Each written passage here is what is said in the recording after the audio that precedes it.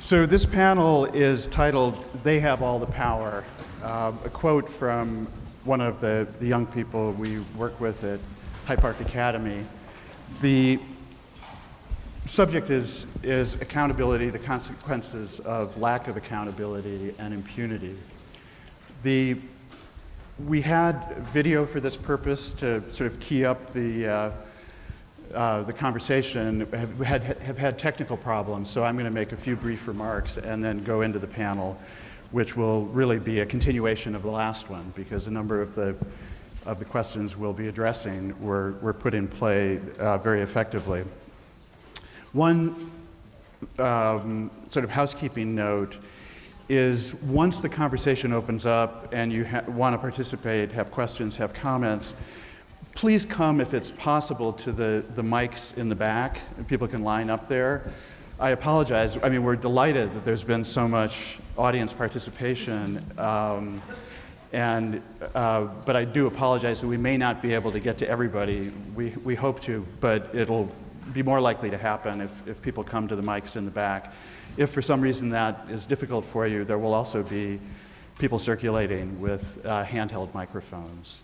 There also are index cards available to write comments, questions, things you want us to know and take away from this ongoing conversation. Also, with respect to the videos, the one that was to introduce the last panel and this one, as well as the ones you saw yesterday, they will all be available on the Invisible Institute website, invisibleinstitute.com. So I want to tell you a story that would have been in the video. There's a young man here, he's actually in the front row today, from Hyde Park High School, Mario Conway. And I did an interview with him last year, very much in the vein of the interviews those of you who were here yesterday saw, focused centrally on his everyday encounters with the police and asking him to describe in as much detail as he could summon what those were like. In the course of the conversation, and actually quite suddenly, Mario was overcome with emotion. And he told me of a friend of his named Cedric Chapman, who was shot and killed by the police some months earlier. And I didn't get a chance to go back and get the exact quote from the video, but he said something to the effect, the 10 o'clock news reported on it for just a minute, and then it was gone. His grief in that moment was powerful, immediate, filled him. And I thought about that recently as we were preparing for the conference. What Mario registered so intensely is a common occurrence in Chicago. 3 to 4 times a month, a resident of the city, a citizen, is shot by the police. A disproportionate number of those shot by the police are black. A substantial number are young people. Typically, how those incidents are reported on the news is very much like Mario described. There's maybe a 24-hour attention, if that. Typically, there is, at least on television, footage from the site of the shooting. A spokesperson, and it's almost always the same person, a gentleman named Pat Camden, who used to work for the department and now is employed by the police union. He has a very avuncular, reassuring manner, is at the site of the shooting, talks to the officers, and then briefs the press. And what he almost invariably, on hundreds and hundreds and hundreds of occasions, somebody should put together the Pat Camden anthology. What he tells the press is, self-defense on the part of the officer, threatening situation, appears to be a justified shooting. There is an agency in Chicago, Howard Saffold made reference to the Office of Professional Standards. It was some years ago rebranded as the Independent Police Review Authority, IPRA, that's charged with investigating police shootings as well as excessive force complaints. IPRA issues a statement that the shooting is under investigation and a report will be made. End of story. End of story. Again and again and again and again. 3-4 times a month, do the math, that is how police shootings of civilians are handled in Chicago.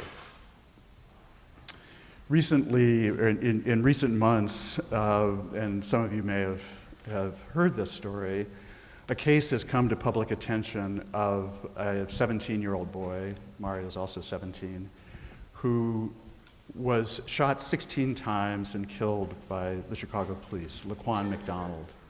And I want to just briefly tell you this story and describe two potential alternative outcomes, and just have you reflect on something that was kind of in play yesterday and I think is very central to this conference, which is how these horrific events that happen and then are not addressed enter into the understanding of the world and their place in it, of young people like those you heard from yesterday. Laquan McDonald, October 20th, Ferguson is all over the front page. Actually, that was a Monday that week. There were national demonstrations across the country with respect to police violence. The police get a call that it's about 9:30 at night that a young man with a knife is attempting to break into vehicles in a truck yard on the southwest side. Officers respond, and this is an industrial area, a kind of not quite right to describe it as a wasteland, but at night there's no traffic. There's traffic on a main artery, Pulaski Road, but no pedestrian traffic, no open businesses. They find a young man. He indeed does have a knife. He's sort of wandering around. It's two officers in a car. They approach him, ask him to drop the knife. He doesn't. And they respond very appropriately. They don't force the situation. He's not threatening anybody. They don't force the situation. They follow him in their car. One of the officers in the car driving, 4 or 5 miles an hour. Another officer takes a flashlight and walks alongside and follows him. The boy seems a little bit disoriented, but he's not actively threatening. He walks actually several blocks with them following. Their assessment of the situation is that they need a taser and they don't have one. They're trying to figure out how to manage the situation. They call for backup. They call for a taser and continue to follow the young man. He walks 3-4 blocks, ends up near this major, entering into this major street, Pulaski Road. Other police cars arrive at that point, and next to a huge vacant lot, a construction site with a construction fence, they sort of corner him, contain him, corral him with the cars. They have complete control of the situation. This is not, he's not threatening. They have force. They have, control of the physical environment. There are no pedestrians. He's not wandering into a shopping center with his knife out. Officers get out of the car. So there's 6 officers there. The boy is shying away from them. And one of the officers takes out his gun, shoots him. There's a long pause. and the officer shoots him 15 more times while he's on the ground, disabled, posing no threat. That's the backstory. That night on the news and the next morning in the newspapers is Pat Camden. Justified shooting, clear-cut case. The boy lunged at an officer with the knife. The officer shot him in the chest in self-defense. He died sometime later at a nearby hospital. That was the narrative. That's the narrative we all accepted about what happened that night. And I actually remember reading, I remember Craig and I both, reading that story.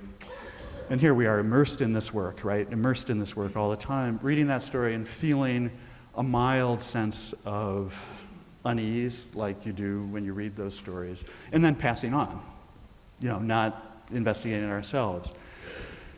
The real hero in this narrative is somebody within the city who knew of the case and was deeply concerned that it would not be investigated and that it would be covered up effectively. And he contacted us, Craig and myself, and said, you guys have to look into this, and that there is video. There is in-car dash cam video of the incident and of what happened that the city has. I wanted to stress that nothing would have happened with respect to this case in the normal course of events if it wasn't for a whistleblower, whom we can't name and never will, within the city who had such profound skepticism about his own, the institution he was part of, addressing this horrendous incident and actively investigating it, that he risked his career to make known to us that two different outcomes, and then we'll turn to the panel. Under conditions of impunity, where this case is just handled, managed, the press is managed, we're all sort of pacified, and the video somehow ends up in the bottom of a drawer. What is the impact for Mario and all of his friends and others? What's the impact of that kind of impunity? That the message that a black teenager can be shot down, essentially executed on the streets of the city, and nothing happens, and there are no consequences. That's one scenario. In a promising but yet unresolved way, another set of events have unfolded, and there's a possibility that there will be some semblance of justice in this case and some public acknowledgement of what happened. We and others have called on the city to release the video. I've been writing about the case as a journalist. For a while we were swimming upstream. Now it has become a major case. If you Google the name Laquan McDonald, if you're not aware, among the things you'll find are editorials in both Chicago papers, the Tribune and the Sun-Times, and the New York Times, calling on the city to disclose, to make public the video and acknowledge what happened in the case. There's also a federal and state investigation in progress, a federal grand jury impaneled. So there's an outside possibility that the shooter will be criminally charged. If that happens, just to underscore the extent of the scale of what we're talking about, if that happens, and it hasn't happened, but it might, it will be the first time in Chicago history that a police officer has been criminally charged for an on-duty shooting of a citizen. I mean, we've all been, those of us who, I'm looking at Howard, and, those of us who've been in this for decades, I've called every civil rights lawyer, apart from the usual research one does, Every journalist who specializes, every investigative reporter who works on this, none of us can come up with a single case. There are a handful of cases. One was just, came to its conclusion last week.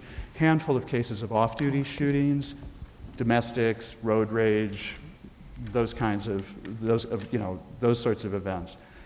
Not one instance that anybody can come up with of a Chicago police officer being charged for on-duty shooting of a citizen of the city. How does that enter that level of, and I'm not for a moment suggesting that all of those shootings are unjustified, of course not. But we're talking now thousands and thousands over the decades.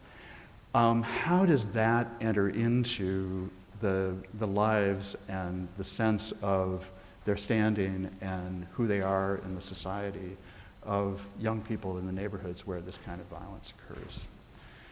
So let me introduce our panelists, and then I hope we can really have a sustained discussion about the nature of impunity and the real costs, and also the larger context in which it operates.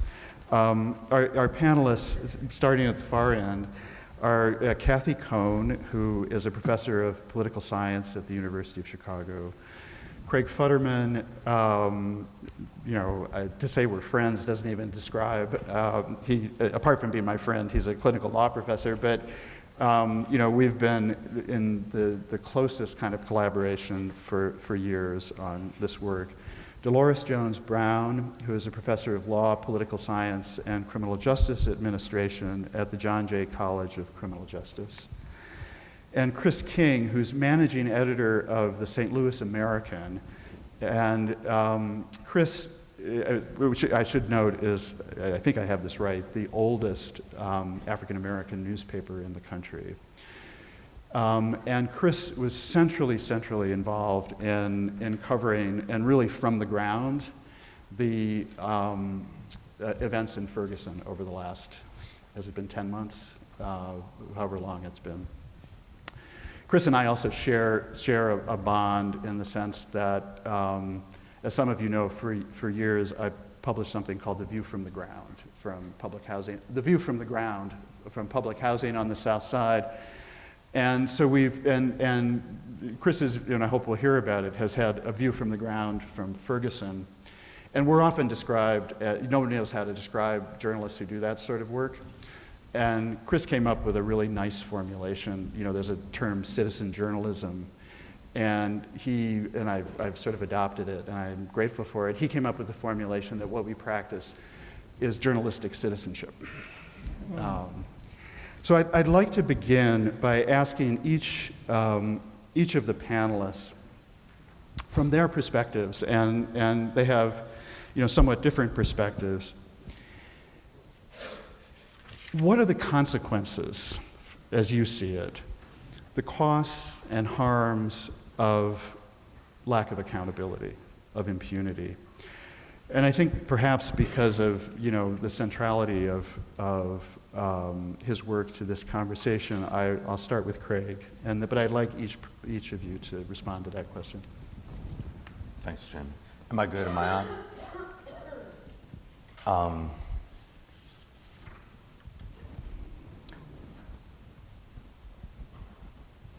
Can't help but be deeply affected by the story that Jamie just shared. And so what I'm going to say is going to feel trivial in relationship to it. But I want to start with trust. I want to start with, I was thinking about yesterday and the video that we first watched, and there was a young man, you might have seen, Hasante. He had dreads, and one of the things that he said that just deeply touched me, going back not just to the kind of egregious incident that Jamie just described that is almost unimaginable, and where there was a videotape of what sounds in every way, shape, and form to be an execution of someone, a young boy who's then is lying on the ground and with then 15 additional bullets riddled through his body, and the cover-up around it. But that's why going back to where I'm going will sound trivial, but Asante, back to the everyday encounters, said something like, when asked about positive encounters, he said something like, every encounter is upsetting. There's no such thing, ain't no such thing as good encounters with the police. And I was thinking about that also in the context of the last panel, and some of the things that were mentioned by, for one, Professor McAdams and others. And I remember Professor Conyers yesterday talking about, respect and the basic treating people with respect, everyone. So these encounters that Asante and other kids describe, now the encounters, I'm talking about the encounters of being stopped and then searched in their neighborhood. No matter how respectful, no matter how kind, no matter how much an officer tries to treat a person engaged in that encounter with dignity, there's an unmistakable message that's sent when you're stopped and searched. And it's an intended message in that we suspect you of being a criminal. And the reason I say it's an intended message, and I don't mean that in a perverse way, but that, under the law, we can't stop and frisk you unless we have a reasonable belief to believe that you are armed and dangerous, that you're a criminal. And so even under the most respectful circumstances, that can't make you feel good.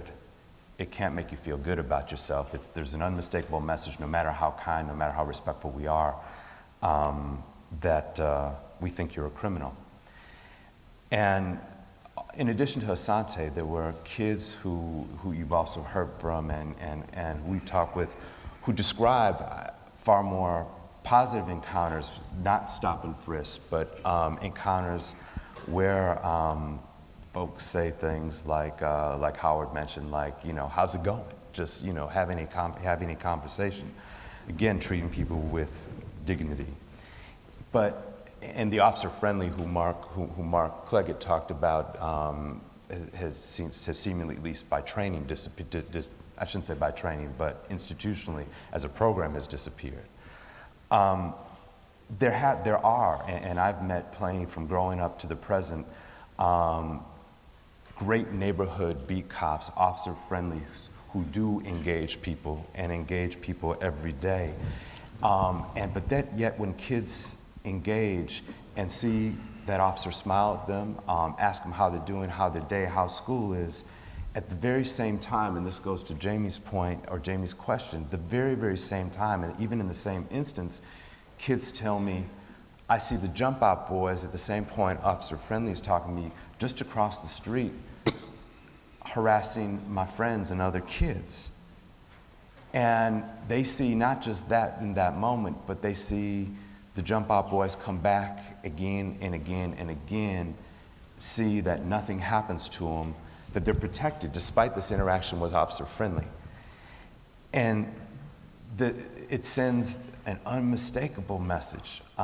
It sends, and this is the accountability point, that the real police out here isn't the officer who's greeted me with a smile, even if there are more officers who greet me with a smile than the jump out crews. But the real police are the jump out crews because they are completely protected and backed, including Officer Friendly, who isn't reporting them.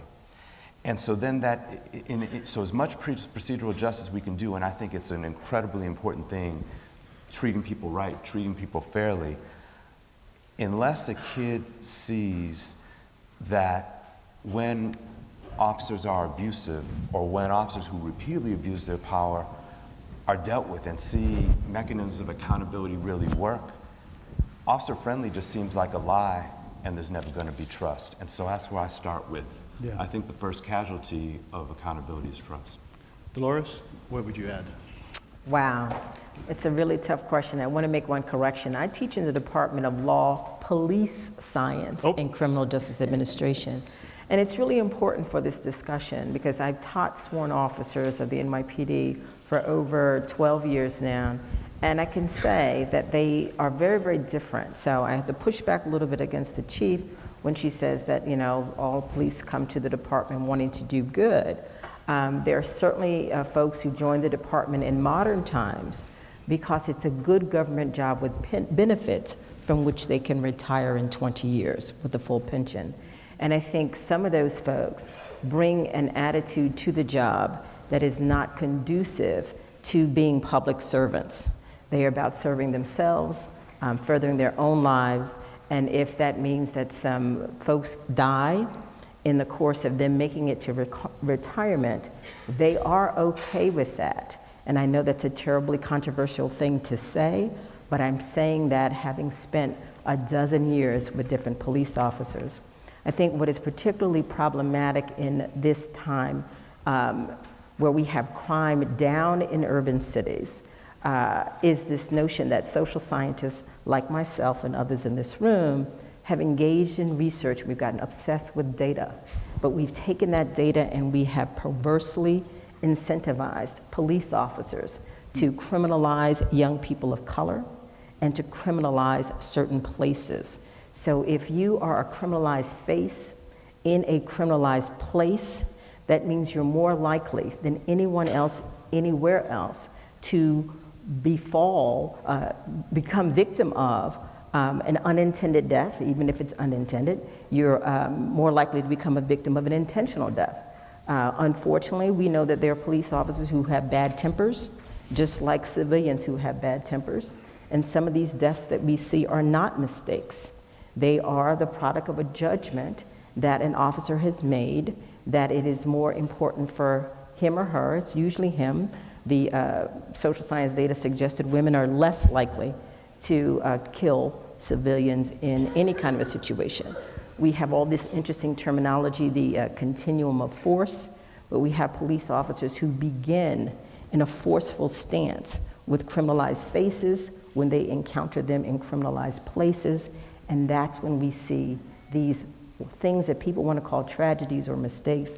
I don't necessarily support that view.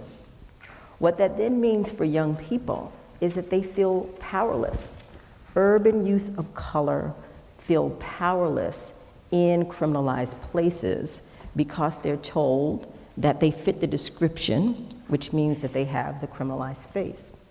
And I just want to share a story. We have community organizations in New York City that are working with young people in efforts of police reform. One of them is called Brotherhood Sister Soul. There is a young man, Julian Terrell, who runs workshops, and they're called Youth Empowerment Workshops. And he says he spends 45 minutes in the middle of each week talking to these young people, empowering them, saying they have a control over their environment, and then they leave, and within 20 minutes they are stopped by the police. And all that time he spent telling those young people and helping them to be empowered goes out the window. And so the question is, when you feel powerless, having a criminalized face and living in a criminalized place, what do? Well, we all fear crime, and when I am fearful of crime, I call the police. But youth with criminalized faces and criminalized places don't do that, because as the one young man in the video said, you don't know which police officer is going to show up. And so you do what you say in the street, you handle your business, because your business still has to be handled. If you don't protect yourself, then you will fall victim to homicide at the hands of one of your peers. And what's most tragic is criminalized faces and criminalized places stand the risk on both sides. They fall victim to policing violence, and they fall victim to violence by their peers. And I think that that is an unacceptable position to put young people in. And I'll stop there. Great.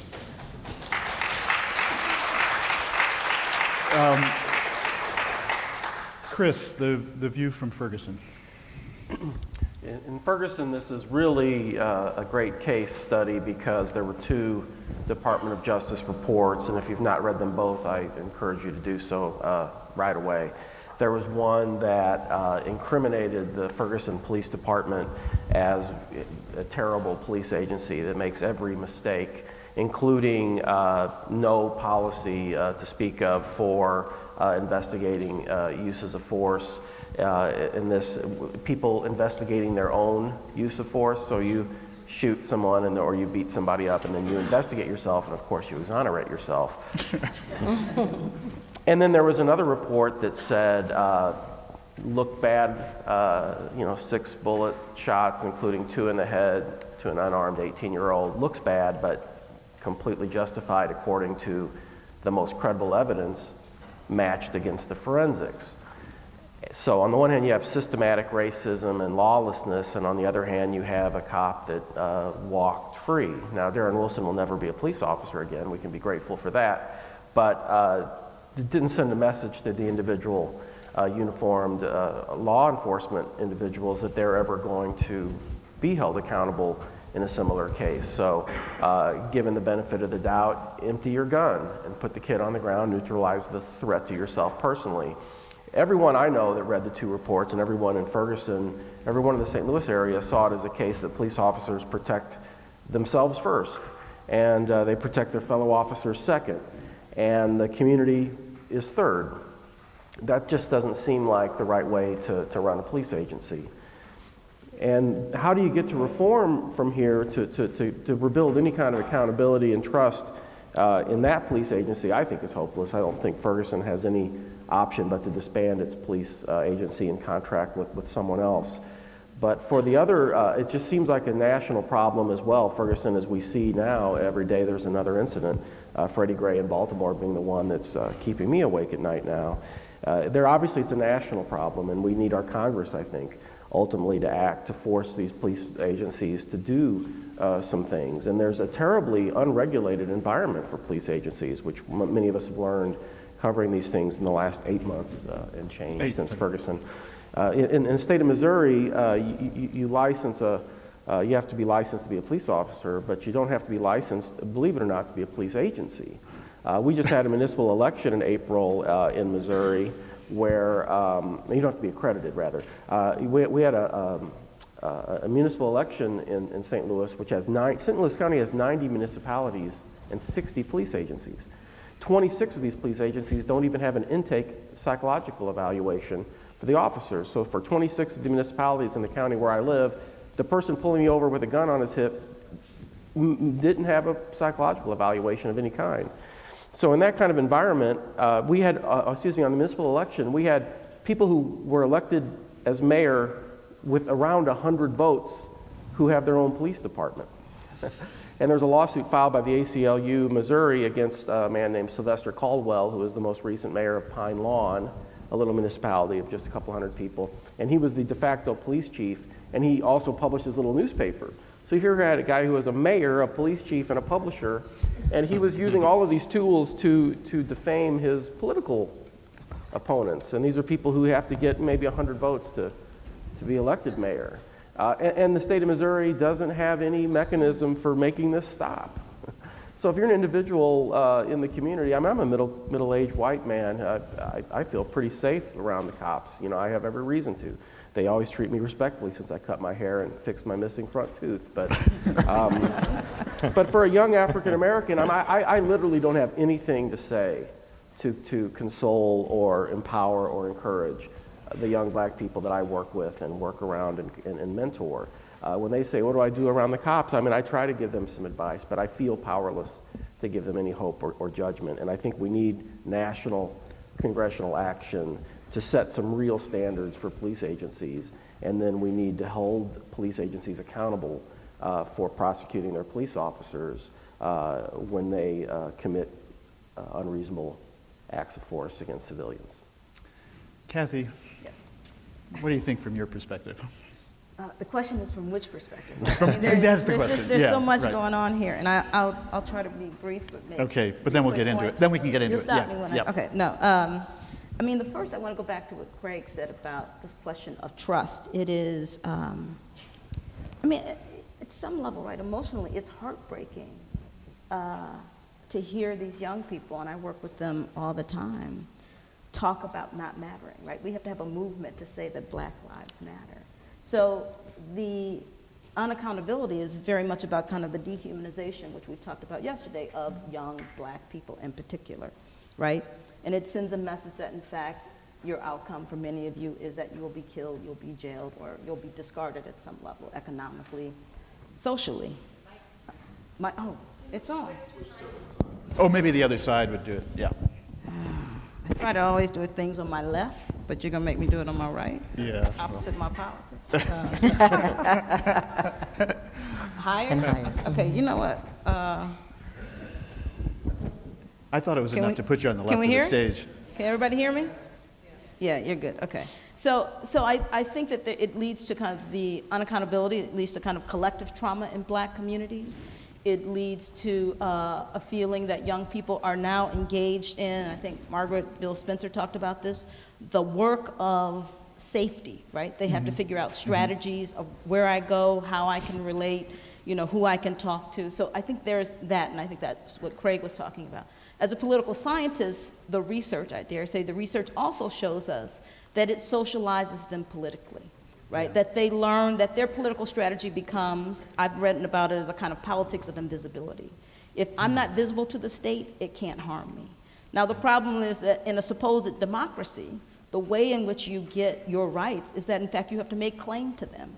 And the way you make claim to them is in fact to be visible. So if I'm invisible, I'm already a kind of secondary citizen if I'm a citizen at all. So that's fine. I think it also says something about, as a mother of a Black child, right? It says something about Black parents and Black communities being able to keep our children safe, right? So it says something about their, right, the dehumanization of young Black people, but it also says something about the power of Black communities and the absence of the power. I want to keep inserting the word power in our discussions, right, to keep our kids safe and to have, I would say, a kind of political infrastructure that can mobilize to control kind of governments who would in fact put our kids in danger. And I think this is the third point I want to make very quickly, which is, while I'm all for, and I know we're going to discuss kind of the question of accountability at the individual level, we're worried about kind of the bad police officers. I worry about kind of where the unit of analysis or the level of analysis is, right? So the truth is, in particular for white police officers, white people are the most segregated group in the United States, hyper-segregation. White people go to school with white people, they marry white people, they go to church with white people, they like white people, right? So the sense of, and then you send a white cop into a Black neighborhood where the only way that they've learned about Black people is not through direct interaction, but in fact largely through popular culture and news reports that in fact do criminalize us, right? So I'm worried about trying to find the quote unquote bad apple, but I'm worried about a socialization process that instills racism and fear. So when white cops say, I was afraid of him, when Darren Wilson says, you know, Mike Brown looked like Hulk Hogan to me, when in fact they're not that different in size, right? It could be about Darren Wilson being a bad apple, but it could be the socialization of whiteness in this country and racism in this country. And so if we're not dealing with that, then I think, you know, we can put in place the analysis of trying to find the bad apple. But, you know, implicit bias research suggests that white cops see a wallet, and if it's held by a Black person, they see a gun, right? The last thing I'll say really quickly is I also think that, and the gentleman, talked about the economics of this. And I'll be really quick on this, but I think if we don't understand the ways in which neoliberalism and the disinvestment of federal dollars in particular from cities has led to a kind of different strategy of revenue generation that includes and impacts policing, so that if I, as a city, if I need money, and we saw this in Ferguson, one of the things I can do is stop lots of Black people and give them fines, right? Another thing I can do is protect the tourism trade of downtown, which means I'm not now necessarily just thinking about policing Black communities, I'm thinking about containing Black communities, right? Because I don't want them interacting on Michigan Mile, right? Or whatever it's called. Yeah, Magnificent Mile. So on Michigan Street, right? So I think when we think about accountability, we also have to think about kind of the nature of our cities, the dictates around finances that impacts policing, the ways we've disinvested from Black communities, right? And I know that's a lot for a panel and a conference, but that has to be part of how we think about accountability. No, it's great to make those larger frames around the discussion visible, and I think you're also bringing us back to the two questions that Howard noted that were put in play yesterday but weren't addressed, the larger economic analysis, Right. and also the question that I believe you asked about whose interests are served. Well, absolutely. You know, whose interests are served. Any responses to Cathy's riff? Bravo. Oh. I think to sort of follow up a little bit more on what I was saying about how social sciences have contributed to the kinds of policing and also sort of a legitimization of the kinds of policing that kind of divided the previous panel. So right after the civil rights movements, the riots that were part of the civil rights movement, as a nation, we kind of understood that it was unacceptable for the police to engage repeatedly with innocent people who were Black and brown. With the development of Broken Windows thesis and this notion of proactive and predictive policing, we now think, and the we is sort of the folks in the law enforcement community, not all, and mostly not those of color, think that it's good policing, the kinds of things that the young people were complaining about in the video. I taught a sergeant once who said to me, he says, I don't know the law, I just do my job. I went to the board and I wrote law enforcement on the board and I underlined law several times. And I said, if we've got a supervisor who is arrogant enough to say in class that he doesn't know the law, he just does his job, we are in a really bad place. So in the earlier panel, someone talked about the whole notion of quantifying, I think it was Mark, this whole notion that if we can quantify things, then that's what counts.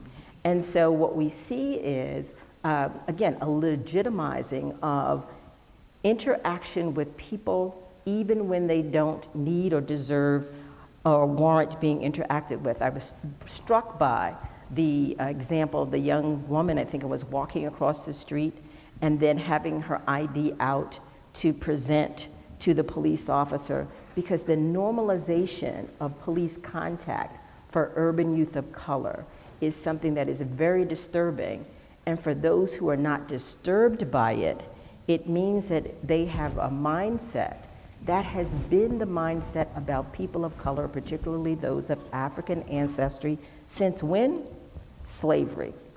Now, I had someone say to me, when you mention slavery, then it's easy to dismiss you because, and I don't even know what came after the because. I was struck by it because up until the mention of slavery, this person had done, I thought, a very thoughtful analysis and critique of some very so-called right-wing discussion that had taken place on the panel. I had the occasion to go back to her and at another time and say, you need to think about why it is that you said that and why, if it's true, why it is so. And so the way the policing is being done for urban youth of color, again, those racialized faces and racialized places, is consistent with the mindsets of a lot of people in the general public and in the policing public. And that is part of the problem. But what Broken Windows thesis says is that it's okay to behave like that because it keeps cities safe. Most of the people who are being kept safe are white, and thank you, Ellen, for putting it out there, right? And there's a way in which whites will not acknowledge that. They say, oh no, we're all being kept safe. Or my absolute least favorite is, but the Black community is asking for this kinds of policing also. And so that means that there are older Black people who are willing to throw the rights of young people under the bus under the illusion of being kept safe, because there is crime in white communities, and that crime is not being controlled by criminalizing all of the white youth in those communities. And I want to say this, there was a Latino police chief in Connecticut who used to use as part of his recruitment classes interviews of young people. The young people would interview the recruits. You know he didn't keep his job, right?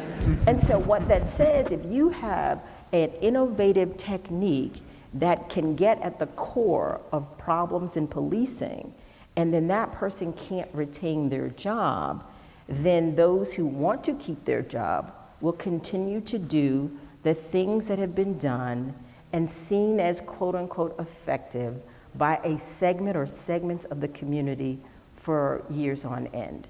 And we lose youth officers, for those who mentioned that in the earlier panel, because we don't care enough about the people we police the most. And I said this to the President's task force, that all of the experts on policing, or the majority of them, are white males, but the people who we police are people of color. That disconnect has to be addressed. Great. Yeah. First, please. I guess I have two amens, and then want to just respond first broadly, and then take it down. Because to me, it starts with so these big concepts that you both just talked about, and a denial of reality, and the denial of the reality of, Delores, what you were just talking about, that we're still denying that Black kids are treated differently than white kids by law enforcement. And it's not just by law enforcement. I could take it out and out. But denying that reality, denying that fundamental reality, denying the same kind of reality evoked by Jamie's story when, and this now not at an individual incident by incident level, but a systemic denial, whenever an incident occurs, like what occurred to, not incident, a murder occurred of Laquan McDonald, and we're not going to call it a murder. And that immediately when something like that happens, the institutional machinery of denial just immediately kicks in. And related to the big things that you both talked about. And I don't want to just harp on trust, because the harm is much greater than trust. But part of the thing about the trust issue, until we start though with some just basic honesty about these realities, basic honesty and now systemic honesty, so if instead of the reflexive reaction from law enforcement is denial when something bad happens, that hasn't worked well. I mean, how's it work for folks? How many years, so is there trust now by Black communities at large versus and police? Has there been trust for years and years? But we've had denial consistently. And so that hasn't worked. How about changing a little bit, and let's start with a little bit of honesty. An honesty about the realities that you both really eloquently said. So just one vignette, because that also raises an issue, and a systemic issue, about code of silence when we're also talking about police. Jamie was here with me too. So my students and I, and with Jamie, we worked for many years in public housing in Chicago, and there's an incident that occurred a few years back, but the response is really emblematic, and it was the same response that Jamie talked about when he told the story of Laquan today, when he told the story of, so immediately what happened, and this is now reality of 4 shootings a month, on an average, that can go back years and years and years and years, about 50 shootings a year. The one thing that's remained constant in those shootings, that over 75% of the people who've been shot by police in Chicago are Black. That's been constant. And the other thing that's been constant, as Jamie said, is that it's always justified, ruled justified at the end of the day. He had a knife. There's always a reason. He had a knife. Why did he get out of the car? Why didn't he get out of the car? So this story, one quick vignette that I want to share, that I think though just shows the effects of denial and not really acknowledging some of these realities. We're surrounded by little kids outside of public housing complex, summer day, older man riding his bicycle through. We just had greeted, and there are kids who saw, again, these neighborhood police officers, good police officers out there, affectionately known as scarecrows, keep the drug dealers away, and known as scarecrows because then when they go, you know what happens, they come back. Mm-hmm. And so then these two officers from a unit like that Howard was talking about, one of these specialized units, come barreling through over the lawn and smack this old man with a bicycle, pinning him between a fence, The driver then gets out, and I'm going to name the driver because I think it's sometimes important to name folks. I think it is important. This goes to honesty too. A guy by the name of Officer Panicki. He gets out and he smacks the guy a couple times in the face in front of all these kids, in front of all these people, including a couple of my law students who were there. And then I was there immediately after, seeing the aftermath of this stuff. In front of all these people, in front of officers themselves. And then they falsely charge him with possessing drugs, this old man, because something had to happen justified. He's hauled off, and what happens? We learn then, so there's all these statements, and actually Professor Conyers and I represented the old man in court. The judge found that his rights were violated, and yet at the end of the day, still nothing happened to the officers. Unjustified, again, no finding. And what do we learn about Officer Panicki was that within the last few years, he had 55 similar complaints. 55 complaints. His partner had 30. And so this happened now about maybe 8 years ago. And this goes to the point of both two things, code of silence and impunity. One, what message to all the kids who were out there who saw with their own eyes what just happened when the machinery of denial kicked in and said, that old man's life doesn't matter. It doesn't matter. Nobody has power to say or do anything. It doesn't matter that it occurred in front of nearly 100 witnesses, even including some law students. Doesn't matter. It doesn't matter even that a judge, and a white judge at that, found that he violated their rights. Doesn't matter. So how do we want our kids to see the police? And that denial not working. So this one thing, and I get off. I know I've gone on too long. I just wanted to add a note to But so now today, fast forward, two things, 2 points, code of silence. One was the two officers who were out there who immediately called 911, get the man in an ambulance.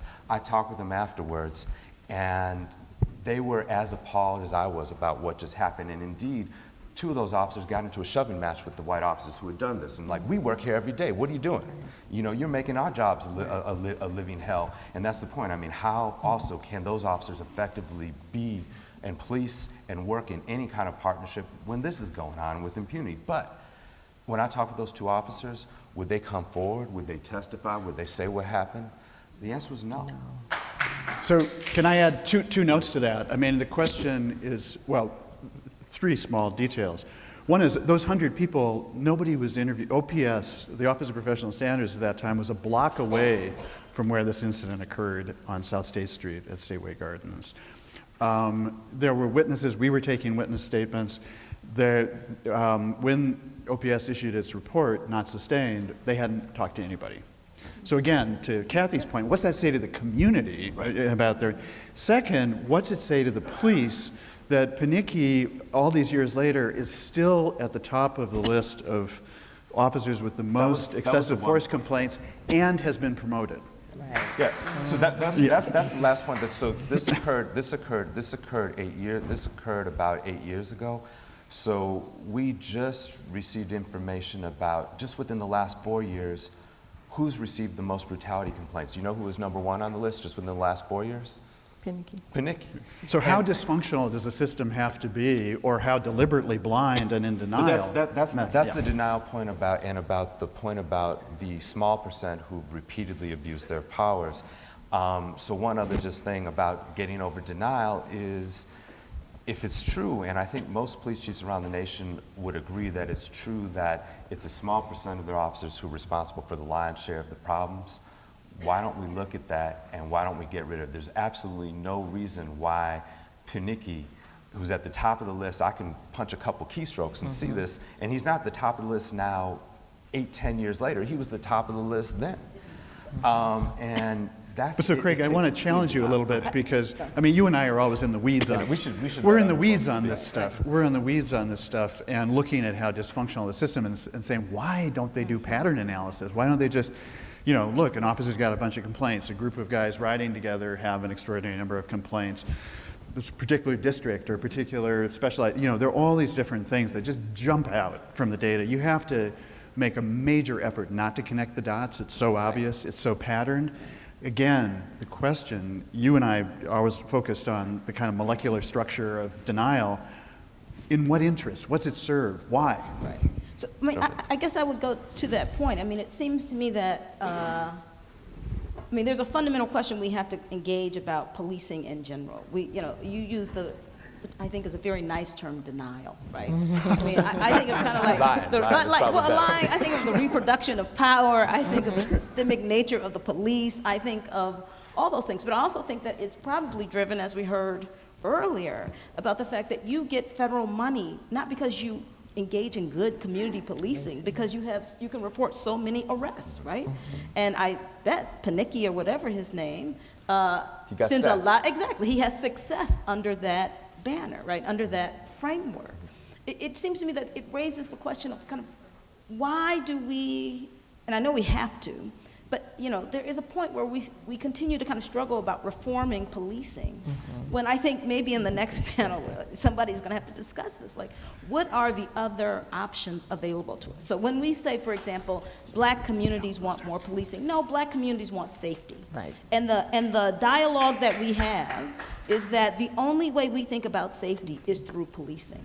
And I think we have other options now that are rooted in communities. That's not to say, as the chief, and I'm not in any way belittling the chief, they're robbers and murderers, but most of what policing is not that, and I think she just said that. And it seems to me that there are other things rooted in communities where folks in communities can help us think about restorative justice, or other avenues that make more sense than trying to reform a corrupt institution, right, that is motivated largely through the control and containment of young black people. I mean, I could just be, the extreme here. Well, let's see from the audience if you are. Let's find out. You want to jump in first? I want to just anybody address, who has questions or comments, please come to the mics. So I want to address the point that Ellen made, because in New York City, there are these magnificent community-based anti-violence, anti-gun, anti-crime organizations that have actually been very successful. So in Brownsville, even when the police couldn't keep shootings down, Man Up Incorporated kept shootings down for over a year. And folks who would have been the shooters are willing to say the reason why they weren't shooting was because of this community-based organization.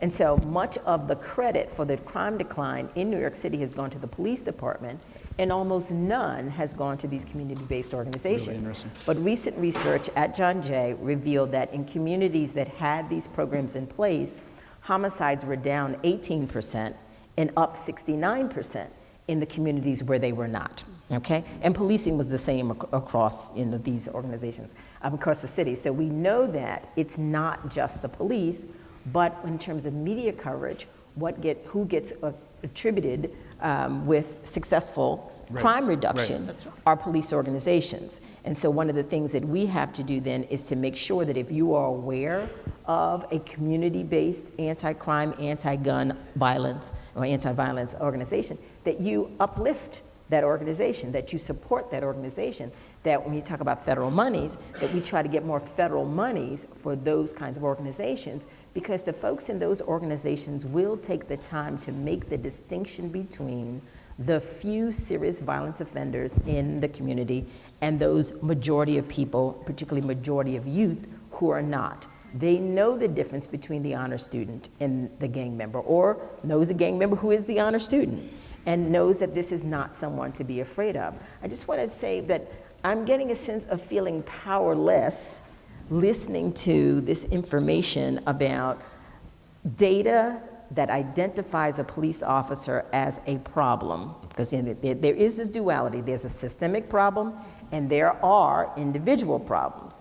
But what I think I heard you say is there is data that will demonstrate that an individual officer is a problem and still nothing is done. That is, that's really the essence of our work, and we've been able to, through litigation and freedom of information, get really substantial documents from the city bearing on citizen allegations of police abuse. And so what we can do, Panicki is just one of many examples, we can profile officers who have gotten extraordinarily high numbers of complaints, often for a specific kind of, their pattern. So it's false arrest, illegal search, often excessive force, again and again, same scenario. These are all found not sustained, but there's this extraordinary body of information. When it becomes most telling is when the investigative agency, having ignored the information for decades, the officer's indicted for crimes that completely track the complaints over all the years. The most recent explosive scandal that dramatized this was a specialized unit, special operations section, that were just really running a racket from within the department. And around the time that they were being indicted, we were accessing some of these lists. Who was on the top of the list? I think it was, Craig may have a better memory, at least 5 of the top 10 or 6 of the top 10 were the indicted members of SOS. So it's a deliberate institutional blindness. We've called it a regime of not knowing. Kathy has stronger words. Yeah, I don't believe in the not knowing. What's that? I don't believe it's not knowing. Yeah. It's not having a sense that in fact one has to respond. Right. Which actually in many ways points to kind of the other component of this question of accountability, which is an infrastructure of mobilization and politics in communities of color or throughout the state. When I think about kind of the young people who are doing work, whether it's of course, BYP 100, We Charge Genocide, Project NIA, Fly, right? Are we supporting organizations and young people who, in fact, are willing to talk about this in a much more kind of urgent way, who aren't tied only by the data, who don't believe, in fact, the truthfulness of systems, in fact, and who will kind of push the issue in a different way. So I think when we're talking about accountability, we have to talk about kind of who's going to do that work, right? Beyond the kind of community advisory board, beyond the request for body cameras, because we know, look, people still get killed with body cameras, right? So how do we think about kind of, we keep talking about kind of a civic or political infrastructure that can hold these systems accountable so that they aren't allowed to kind of just not know I think, I think just one observation and then we go to the audience. I think that one thing that has been overwhelmingly demonstrated, certainly the premise of our work, is that the police will not police themselves, the larger structures will not police themselves. So accountability resides with the civil society. Absolutely. It resides with civil society. So, but there is a posture where you're asking them to police themselves better. Not going to happen. But what I'm most disturbed about is that we have the information, and we know that they're not policing themselves. We're still talking about accountability and transparency, but we have the data, so what are we going to do differently to That's a great to respond? And that's part of what's new. We just have the data, I should say. We haven't. That's one of the things that's been pushing. So I mean, it's this relates to stuff that Cathy says too. So I mean, it's knowledge, it's caring. What you said, are we really going to care? In whose interest to this serve, and then are we going to act, and who's going to act? But one of the things, so why I started at least with honesty denial, is that up until just what feels like 5 minutes ago, and this is still true, let's ask the question, how many black people have been shot by police around the nation? Does anyone We don't know. Is that information even kept? And is it willfully not kept? But what we fought for some years, at least here now in Illinois and Chicago, to make available to everybody on the knowledge is power, police information about police misconduct is stuff that there is a deep public interest in, and that information belongs to the people. So we established that as a principle. It was just established months ago. So the short answer is that information, in terms of getting to people at the ground, getting to community-based organizations, it has been hidden for again and again. Yeah. Let's take one last example, just the story that Jamie I'm sorry, you guys. This is such an interesting conversation. We're going to come back, I promise. The story that Jamie told about Laquan McDonald. So this is a perfect example. It's like, so there is a videotape that that shows an execution. South Carolina won't even come close to what you'll see with and I don't want to give the grisly details again. So we have this, not we, so the community doesn't have this, it has this information. So the department has had this information, has had this video, has kept it under wraps. is that serving even the department? Now I want to talk about, is that serving the department? So when this video then comes out, and it will eventually come out, and not only will it be horrific and shock everyone and show deeply, I mean, how do we care about the lives of young people like Mr. McDonald? But in addition, we'll also know it's like, hey, we've had this information all along and made a conscious decision to keep it from you. And if starting with that premise, and is there ever going to be trust? Is there ever going to be a cooperative relationship? Am I ever, or is this young man here, is Mari gonna feel comfortable saying, I'm gonna go to the police when something goes wrong, if not even being honest about this basic reality? And sometimes bad things are gonna happen. So I mean, the Laquan McDonald is extreme, but even in the best regimes, the best police departments, the truth is, some bad things are gonna happen. And there are gonna be folks who slip through the cracks. But it's how we deal with those things and as a system, and even how police departments deal with those things. And one thing that I guess I do take a little issue with is, I do think it's important, so I think it's critically important that communities, public, are involved in overseeing the accountability. At the same point, though, I don't think that means washing the hands of police departments. For a police chief to run her agency, just like any corporation, got to be in charge of discipline. And I know I may be the minority in this panel there, but I think that the police departments do need to be ultimately in charge of their shops, but with a window in and with real power from community who's overseeing it. Okay, Craig, question. Just real quick. I was gonna say something controversial is gonna flip you. It's a question of, you've just, first My of all, kind of apologies. I'm sorry, it'll take 2 seconds. One, we're talking about systematized data, right, social scientific data, but we heard on the videos yesterday, young people know this They know it, already, they know right? it, yeah. Right, the assumption isn't, oh my God, they kept it from us. The assumption is, hell yeah, they're gonna keep it from us, right? I mean, so there is this thing like, this data is gonna kind of change people's minds. I'm not clear who the audience we're talking about whose minds is going to change. No, so the data in and of and I don't itself- want to yeah, suggest yeah. that the data that young people have, in particular, when I'm thinking about the ways in which they share the killings of young black people, the encounters through social media, they have their own data that I wonder sometimes if we respect. So that's one thing. The second thing I is agree. you've just I laid out agree. this incredible case against the police, and then in the end you say, but I think they should police themselves or discipline themselves. And so I don't understand how what preceded that leads to, I still think that they should discipline themselves, even with the help of the community.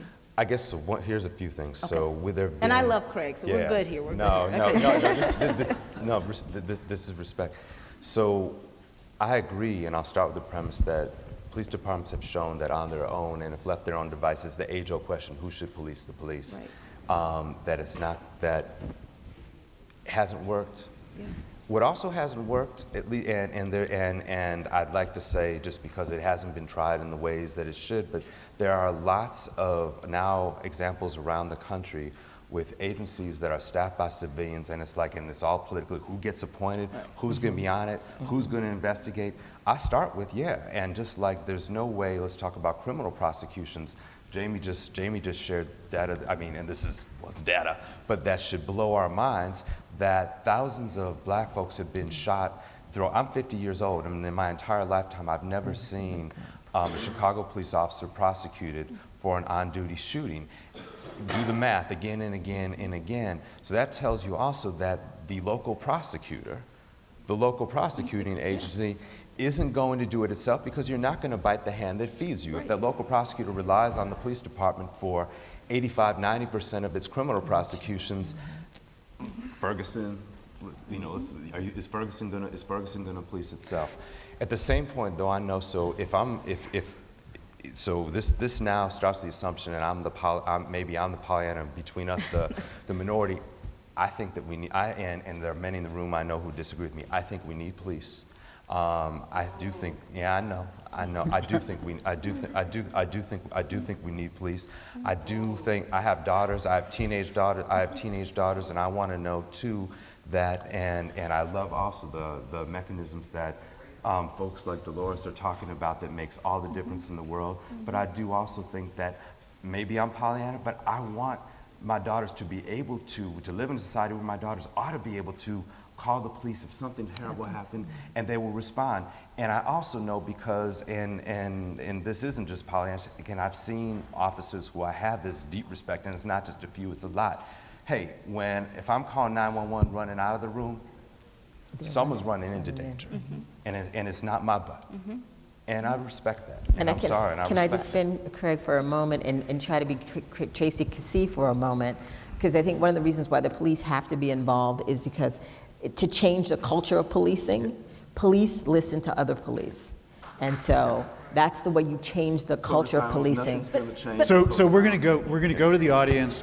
We're going to stay for a while, beyond the schedule. We'll eat into lunch a little bit, so to speak, because I want to be sure that people can engage with you guys. My name's Terry Smith Roback. I'm a citizen of this city. And I want to say that Mr. Clavin was talking about denial at a molecular level, but I think we really have to look at denial at a cellular level. I personally believe, and research has borne out, that we are all operating from our consciousness is informed by an internalized stereotype.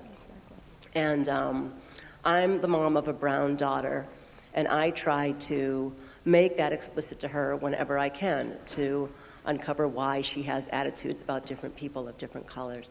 But that aside, I think that Ms. Campbell from Tampa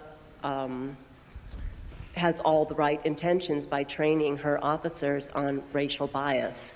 But I just don't think that you can train that out of people unless you are willing to ask them to overcome the shame of their racial bias. We're so ashamed to recognize within ourselves that we have immediate attitudes about people based on their appearance, and the first thing we notice is their color. And unless we're having an explicit dialogue about these kinds of things, we're not going to train it out of people. Anecdotally, I was at a dinner party recently with somebody I hadn't seen in a while who is from the north suburbs and just went through the police academy, and was talking about his first assignment, which was on the south side, Inglewood, Lawndale, Woodlawn, and the overnight, whatever they call it, shift, which is evidently the least desirable shift. And so the partner that he was with was being punished. This senior guy was being punished to have to accompany him on this. This is a white guy who's had no real experience with violence of any sort, and coming from his own, and with black people for that matter, coming from the north suburbs. Anyway, his first exposure to violence of this kind is among the African American community. So he might have experienced that kind of violence walking into a house on the north side, domestic violence, horrible child abuse, drug-related, whatever. He may have run into that among white people had that been his first experience, and he would have possibly made that association. But now his internalized racism, which has never been addressed because it's so shameful to talk about, has now been reinforced by the fact that you're punished by having to go to the south side in the middle of the night. And you're with a guy who's also being punished for that. When you're promoted because of good behavior, then you get a nice north side assignment, right? So what does that say to people on that level? If you're interested in the issue of internalized bias, internalized racism, and starting to recognize it in yourself, you can look at Project Implicit, which is has done a great study and published online a 5-minute test you can take to measure your own internalized bias.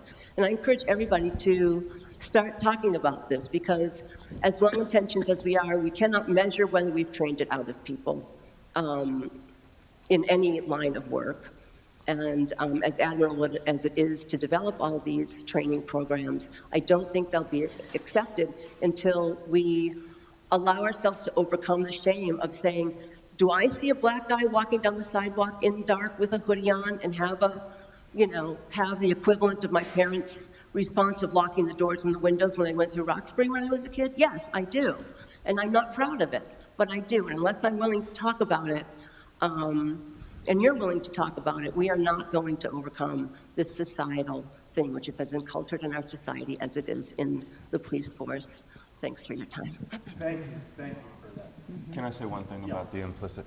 So I think actually you just made, though, a case about why training, and I don't want to be soft on this, because this cannot do it on its own, but why training on implicit bias actually matters and makes a difference, and it's been studied, and just even some of the same things that you were just pointing to, when we become aware, I mean, so much, there are different types of racism, but when we're talking about unconscious racism, and there's a lot of that, and as Herschel Conyer said yesterday, it's like, it would be naive to think that there wouldn't be racism on the police department, because where do police come from? They come from us, and it exists within us. So the research that you just mentioned, which is fantastic, about kind of making visible to ourselves our own bias. My friend, who I wish could be here but isn't today, and has done so much research on this, Jennifer Everhart, and has done this research has done this research in police departments, using just that training, the kind of training that you're talking about, and those kinds of tests, and helping officers to see, and making those admissions, just as you said, and it is shameful. It's like, and this is in black folks too. Black folks too will also look at other black folks and have some of the same reactions. It's ingrained. That's how deep racism is in all of us. But becoming aware of that and making that visible to ourselves, the research has shown actually that it makes not just a difference in terms of how folks think, but it actually makes a difference in policing and action. So I don't want to minimize or say training doesn't matter. It's not sufficient, not even near sufficient by itself, but it is something that necessary. I think training on implicit bias is something that should be going on in every police department. Other questions, comments?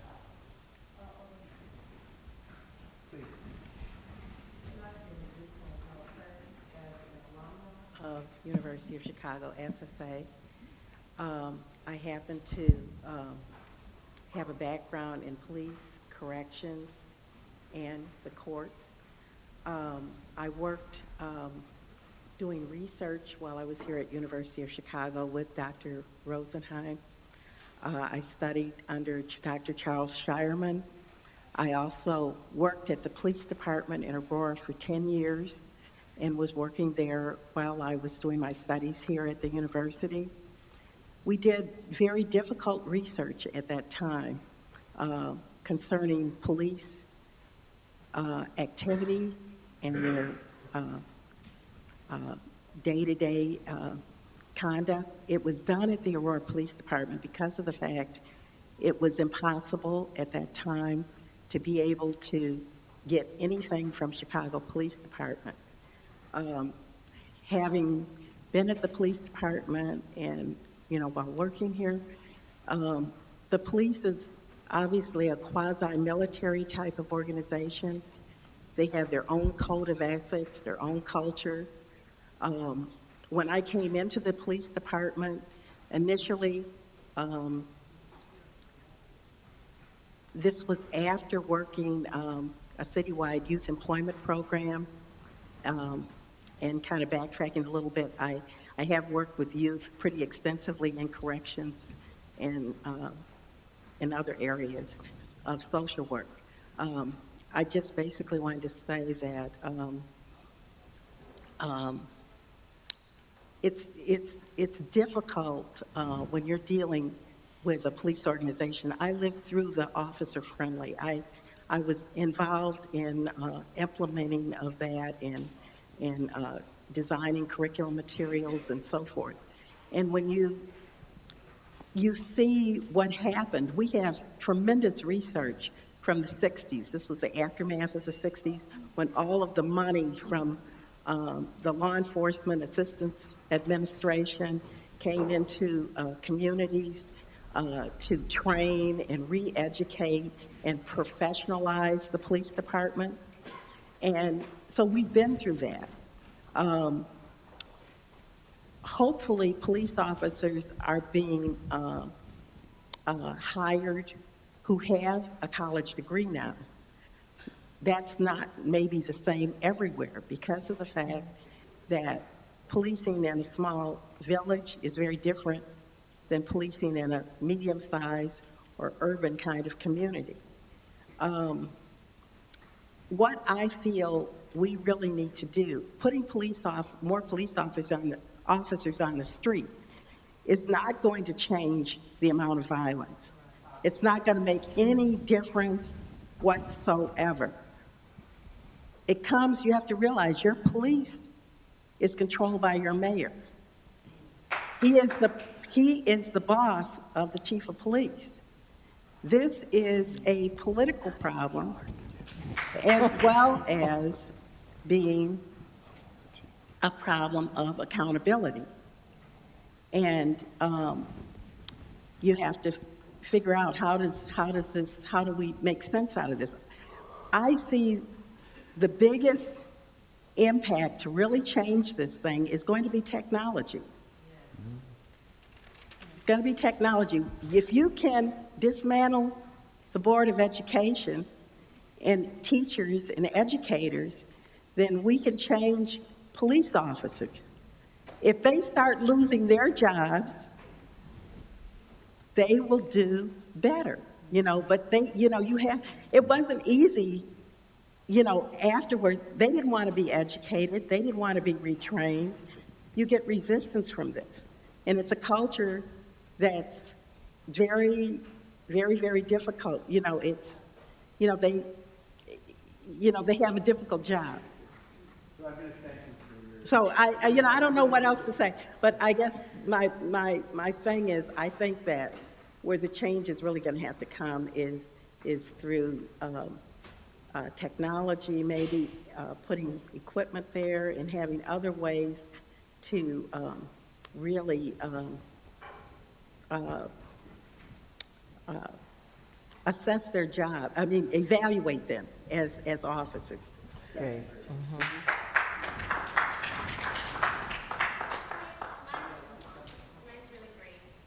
Hello. This is specifically for Professor Cohen and Professor Jones-Brown. Having graduated from this law school, and there are very few of us of color, and seeing in the classroom a lot of implicit bias from people that will be future prosecutors and future judges, can you speak on some of the effective methods that you have utilized in your classroom, and specifically with police officers, that really address implicit bias in a way that doesn't shame them, but in a way that really wants to resolve the issue and have an honest conversation about it?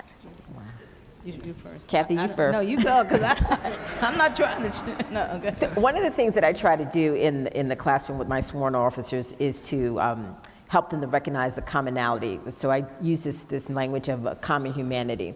And so there's actually a scenario that I use that comes from here in Chicago by a professor who was at John Jay, but it's a fishing scenario.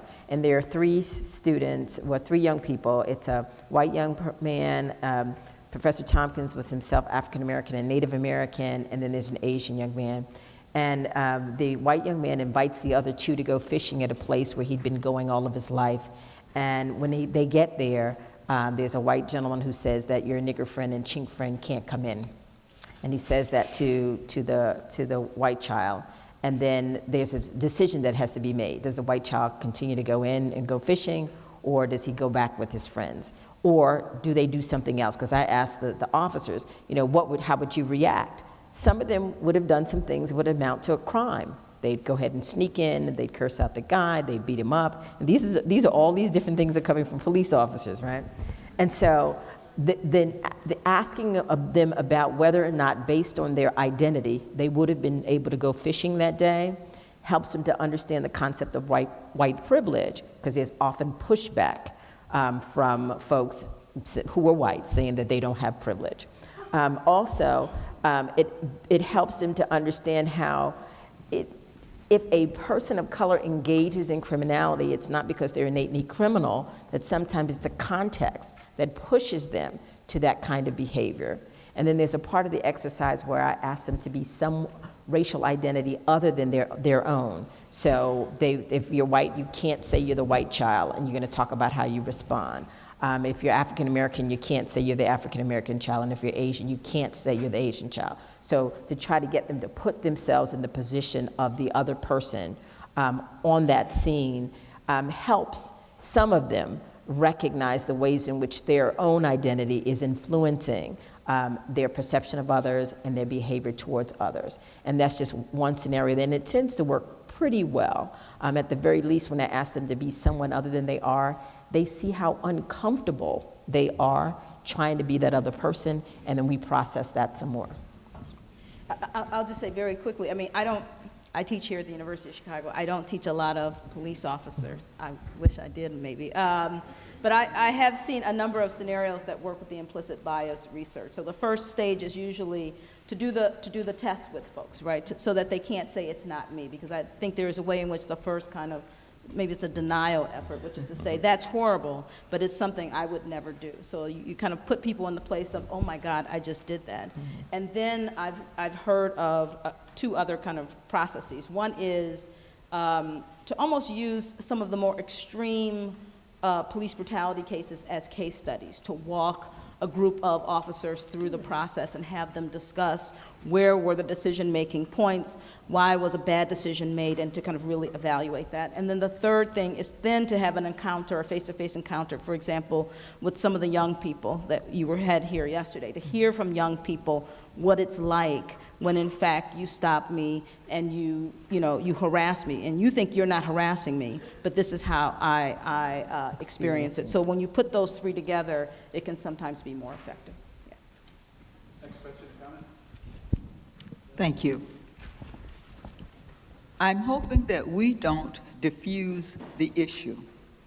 We're focused here on Black male youth primarily. The children who came in from Hyde Park Academy were Black youth, mainly male. My question is, who benefits from having these children feel emasculated, from having them hold their head down, get off the sidewalk when they see the police, feel that they have no power? Who is benefiting from this? And why do we have this construct in our society?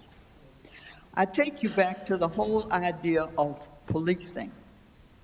Why do we have police? What about the case of the emancipated citizen that I saw out somewhere in Arizona? This farmer had a case where his cows or horses or whatever were eating federal grass. The federal government came in and wanted him to pay for it. Anybody remember that case? Yes. He said, no, I'm an emancipated citizen. I'm my own government. I'm not giving you permission to govern me. I won't pay. We've come a long way from that when our citizens feel like the police have all of the power.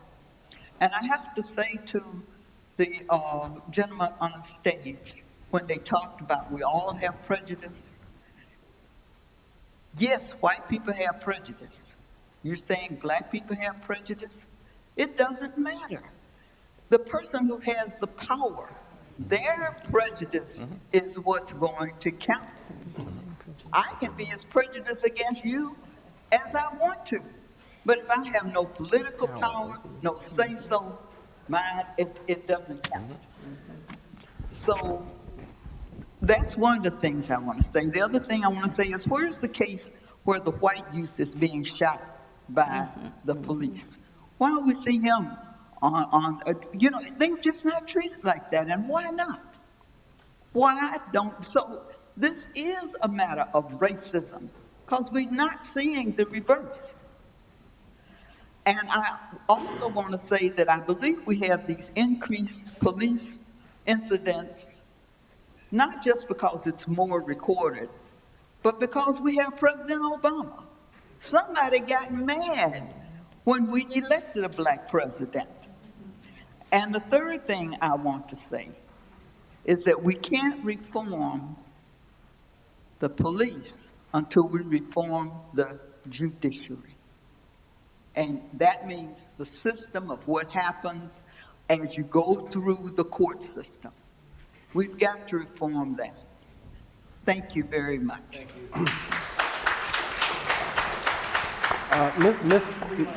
Mrs. Keys, I'd like to respond to your first question about who benefits. I manage an African American newsroom, and we report on race-based disparities every week we publish. And after doing this for 10 years, it dawned on me that race-based disparities can mean different things to different people. To African Americans in the community of conscience, which seems to be pretty much everybody here, it's an outrage, because it's pretty obvious to most of us that the human being, we spoke about this last night at dinner, is a pretty uniform creature. Given equal opportunities, we're going to achieve equally by race and gender and all sorts of other variables. But for other people, race-based disparity means they're winning.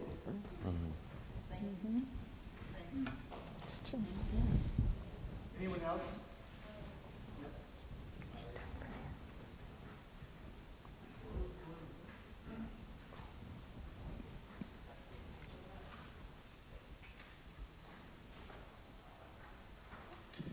Hello? All right. I just want to thank you guys for talking, and my question is about how do we affect the change that we're talking about here? And my father is a Chicago police officer, and I talk to him about these issues a lot, and he tells me that there's a fundamental disconnect between the political leadership of the police and the rank and file. And this is engendered by the politics of nepotism and corruption that we were talking about in the last panel. And so I wonder that even if we do all the political and community organizing and all the activism to vote in people who represent our beliefs, who can appoint leadership who represent our beliefs, but there's a fundamental disconnect between the rank and file and leadership where the rank and file do not respect the leadership. And I wonder if these changes will actually be affected in the rank and file. And I wonder this because my father told me about how with the recent laws that were passed about marijuana, making it not an arrest anymore, how there's a new report that you're supposed to file for these fines that's different than an arrest report. And they've done 2-hour meetings on how to fill out these files, and the officers won't do it because for 15 years they know how to fill out an arrest report, even though it's longer. They know how to do it. This new report they don't know how to do. They don't care to learn it, and they continue to file arrest reports for things they shouldn't be doing. So I wonder, we can say we're doing these trainings, we can do all these things, but I just wonder, what will it take to actually see what we want to see? Give Howard a mic. Yeah, exactly. Yeah, let's Come get on the up. microphone. Here, you want mine? Come on up, come on I up. don't know that you need it. Here you go, here you go. Oh, there you go. Howard comes off the bench. I hear 595. Good afternoon again. The young man that just spoke, whose father is a police officer, and you talked about nepotism and a few political influence and whatnot. Remember earlier, you guys have skated all the way around corruption. And corruption has something to do with the economics. And then when we start talking about, just historically, from 1970 to now, black kids were being labeled as gang members by police tactical units that were managing their arrest records at the school level to discourage them from taking the job. Now look, think about this from a family perspective. Most police officers I know right now, when we formed the Afro-American Patrolmen's League, there was an Irish-American Police Association, there was an Italian, there was a Polish, there was a Jewish, American associations, mind you. Then they came up with a union that discarded all of the payroll deduction stuff, and they put a little coterie together that began to say, look, what happens if we start cutting off the intake for black officers, especially males? Because our lawsuit was very specific. One white male, one black male. Females and others were minorities, not me. I ain't no minority, I'm a black man. It's just that simple. When you mix me with minorities, now I'm in the fight with more women, more white women specifically, etc. So getting back to how do we control nepotism from the standpoint of a police department? If right now, if we decided we wanted to measure corruption at the level of a district commander, why is it that street drug peddling is only in the black community? I mean, think about it now. That means the alderman has to know about it. The district commander has to know about it. Everything. But everybody that goes to prison in a police uniform for drug, it don't go no higher than a sergeant. Never did. All right, so when does the press, who is the only light on the whole subject we're having, begin to be a part of a strategy at the community level to speak on corruption in government that affects police performance and everybody else's performance? So I think the kind of scenario we're listening for is, when does the average honest police officer, white or black, take it upon themselves to say, we're going to rid ourselves because this guy's making me wear a jacket that I don't want to wear? And you say the other professionals do it, the police don't. You know why? Because you can get killed telling on a crooked policeman. But now, when you start talking about how many ways can the public know about it without you putting me on Front Street, you keep telling me, black, why don't you tell the police where crime is? We told you that the CAPS program compromised the discussion at the community level because the police wouldn't let people come in there to complain about police misconduct. They only want to know where the crime was. And if you don't understand that, you're not really ready to deal with the issue. When white America, broad white America, says that we are no longer going to be a part of racist treatment of any set in this society, then the police, who are just a microcosm of the bigger society, they'll feel comfortable doing it. So you can't keep asking the police to commit suicide. When the black officers talked about the ethics, the code of ethics that we all swore to, it became a black and white issue. Now, it was a principle for us. We simply said right is right, man. The code of ethics says we ain't supposed to lock people up unfairly. We're supposed to treat everyone. Okay, so now why you want to put the onus back on me, telling me you go tell me on the white corrupt police? Look at your politicians. You have not asked one time, why would a guy in a black district with a black alderman not expose street drugs in there? Because now we found out that nepotism in politics, the organization pays to get the little guy reelected again. So he really ain't an elected official. He just got a doggone job. And they call themselves something. And I'm not putting casting aspersions on the elected officials other than to say my job is to keep that segment of my community up in front. Talk about them. Talk about the corruption, nepotism, etc. But when are white folks gonna do that? When are y'all gonna do that? Because that's the challenge. This university got challenged yesterday. They said, where are the kids that's gonna be law students coming out of here? Well, I don't want to just talk to a bunch of law students to be talking. I want the ones who are gonna be the future of this country to understand fair play and ethics. Simple as that. So if your dad is honest enough to tell you that, yeah, I can't do nothing, he's at least, you know, he's not a nepotism sponsor, because if he is, he ain't gonna be around very long. We want those honest guys to feel comfortable telling you in the media, look, don't mention my name, just go look at it. You with me? So once we decide corruption is synonymous with economics, when you tell my youngster that he's not gonna be able to be a police officer, yet your wife, your daughter, your nephew, your niece, because of nepotism, all came through the pipeline because you started me talking about some race stuff. Nepotism is just as powerful. If you don't stop it, it'll corrupt. It'll corrupt too. So I just want to say that corruption, I have not heard this in very few forums get real serious about how systemic is corruption in government. And how does that affect police services, no matter who they are?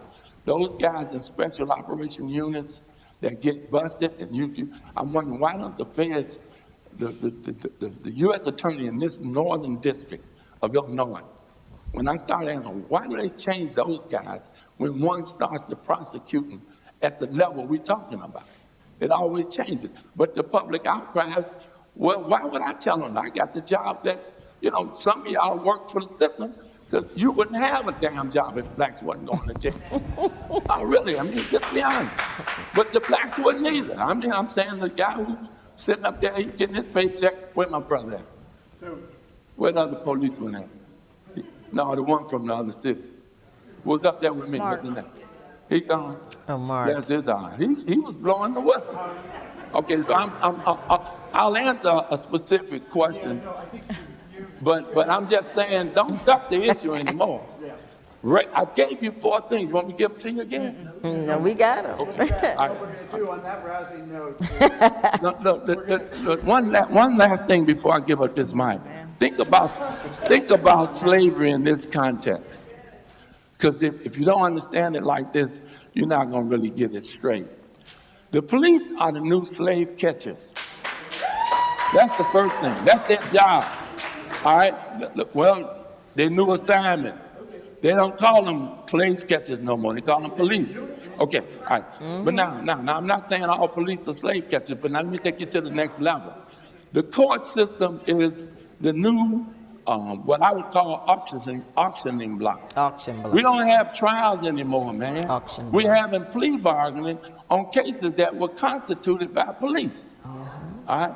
And then the prison is so the police are seasoning our children to be afraid of them. They're trying to train our kids to be afraid of the police, even when they haven't done anything. That's a seasoning process. And when you look at the prison system, after I go from my police job, I take them to the court. There's no trial. There's a plea bargaining session. The judge is out of the equation for the most part. Politics decided we don't give the juice to them. We give it to the state's attorney. And now look at the prison system. The prison system trains us how to be obedient and how to be told when to go and when not to go. And they come back with that mindset, and recidivism is growing because y'all don't want to interrupt the process, only because the economic bill for this now is touching all taxpayers. All taxpayers. Keep being ashamed. Keep telling guys like me to shut up. Because at 70 years old, let me tell you something. You have set yourself up. Even your kids who want to interracially marry are afraid to do it and live in this country. And if you don't start facing it, folks, you can keep kidding yourself about what the future of America is going to be. I'm saying, white folks, do not think it's just a black problem anymore. Racism made you go to sleep on the victim. Now you're a victim. And I'm telling you, it's not going to be that easy. You can't keep taking a young officer who has had no experience, let the guy who just contracted at the sergeant level and the lieutenant level to have a union, and they have a clause in there that says, I do not have to work in a dangerous community anymore because I got the seniority, send him. And he and she have no training, they're afraid for their lives, and they really don't know the name of the game. So now you can sit quietly and keep gathering data and don't understand what the data means to you as well as to me, you're going to have a problem. And I'm going to give you these last 4 things again. Force, corruption, nepotism, and racism. If you're going to have some workshops, drill those and see how they impact your police service.